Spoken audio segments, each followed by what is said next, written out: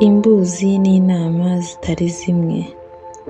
Nihagira uwigisha ukundi ntiyemere amagambo mazima y'Umwami wacu Yesu Kristo n'ibyigisho bihura no kubaha Imana, aba yikakarije kwihimbaza ari ntacyo azi, ahubwo ashishikazwa no kubaza ibibazo, akagira n'intambara z'amagambo zivamo ishyari n'intonganya n'ibitutsi no gukeka ibibi n'impaka z'abantu bononekaye ubwenge bakamye mu kuri, bibwira yuko kubaha Imana ari inzira yo kubona indamu.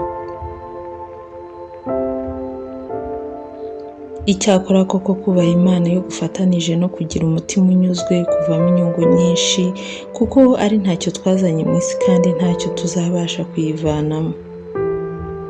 Ariko ubwo dufite ibyo kurya n'imyambaro biduhagije tunyurwe nabyo, kuko abifuza kuba abatunzi bagwa mu moshya no mu mutego no mu irari ryinshi ry'ubupfu ryangiza rikaroha abantu mu bibahenebereza bikabarimbuza.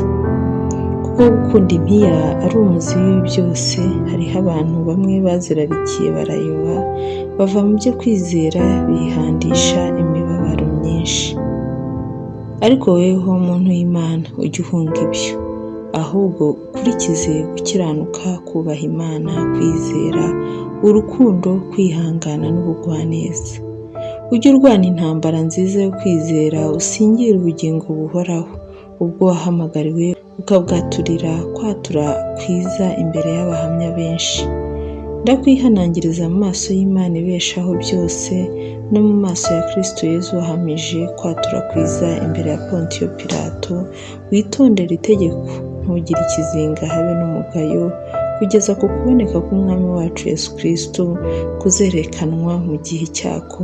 Niyo ifite ubutware yonyine ihiriwe, ariyo Mwami w'abami n'umutware utwara abatware.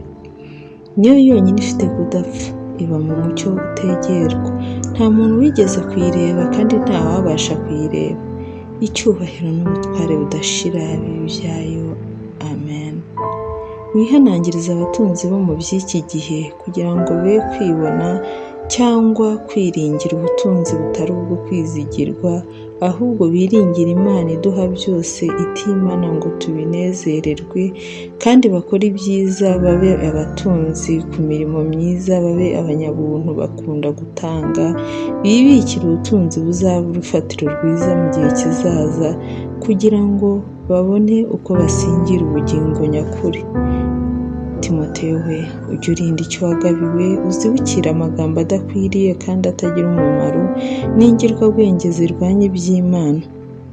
Hariho abantu bivuga ko babufite, bikaba byarabateye kuyoba bakava mu byo kwizerwa. Ubuntu bubane namwe. Haleluya. Timoteyo wa mbere igice cya 6. Shalom.